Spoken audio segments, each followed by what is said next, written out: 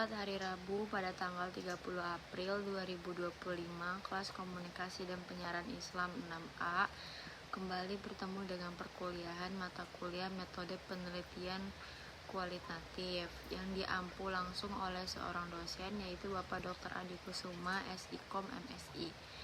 Nah, pada pertemuan ke-8 ini merupakan perkuliahan setelah UTS, di mana pada minggu lalu kelas kami telah mengumpulkan tugas UTS, yaitu membuat proposal dari bab 1 sampai bab 3 yang kemudian telah dicek Turnitin oleh Pak Adi, sekaligus kami juga menandatangani absensi kehadiran UTS. Nah, kemudian pertemuan ke-8 ini dilaksanakan pada hari Rabu karena seharusnya itu jadwal kami itu hari Kamis.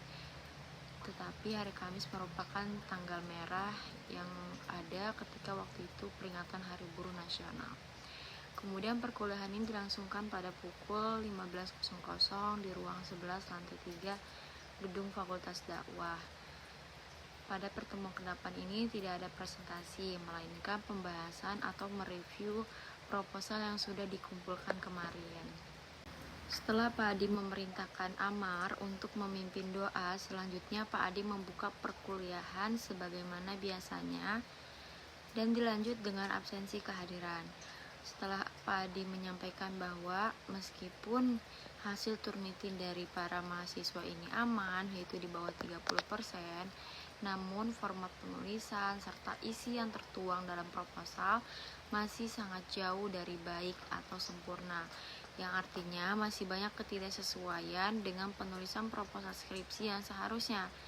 Maka dari itu, Pak Adi meminta kami untuk merevisi sebelum lanjut ke bab 4 dan bab 5. Agar lebih paham bagaimana saat revisi ini, Pak Adi meminta dari kami ada yang mengajukan file proposalnya untuk direview. Karena dari kami tidak ada yang bersedia, akhirnya Pak Adi meminta siapa saja yang memilih, yaitu proposal Silpa Mimul Mubarokah yang kebetulan filenya ini masih terbuka di laptop. Kemudian direview. Judul proposal Silpa ini yaitu strategi komunikasi dakwah di media sosial Twitter, studi deskriptif pada Twitter Bahtiar Nasir. Ada beberapa poin penting yang harus direvisi dari proposal Silpa. Di antaranya yang pertama, dari judul harus disesuaikan nama media sosial yang digunakan, dan kalau sudah menggunakan footnote maka tidak ada lagi body note. Lalu apa yang dituangkan dalam LBM harus berdasarkan data dan fakta, juga jangan sampai menimbulkan pertanyaan. Lalu ada bahasa asing yang harus diitalik atau dicetak miring. Kemudian rumusan masalah harus sesuai LBM.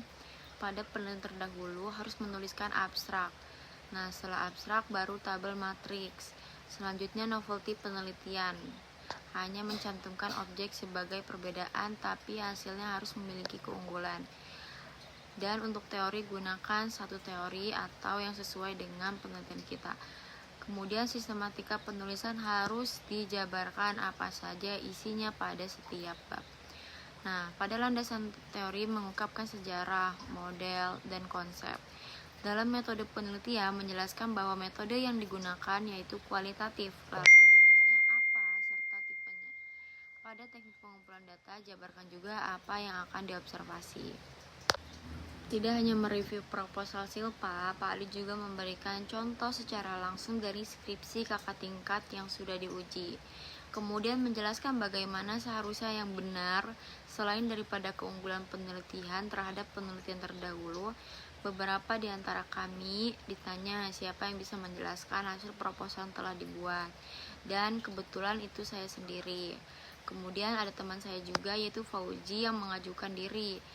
Intinya setelah kami berdua maju ini, pesannya yang harus kita tangkap adalah kita harus tahu dan membuktikan bahwa proposal penelitian yang kita buat ini memiliki kelebihan dan keunggulan dari penelitian sebelumnya. Selain itu juga ada Ina Setiani yang pernah menjadi informan pada proposal skripsi kakak tingkat yang tadi dijadikan contoh dan acuan. Jadi harus jelas siapa saja informasinya Apa saja pertanyaan wawancaranya dan bagaimana proses wawancara berlangsung, dan dokumentasinya harus dicantumkan pada lampiran skripsi sebagai bukti. Baiklah, mungkin cukup sekian laporan Learning Journal pada mata kuliah ini. Saya Karina Nadia Cahaya pamit undur diri.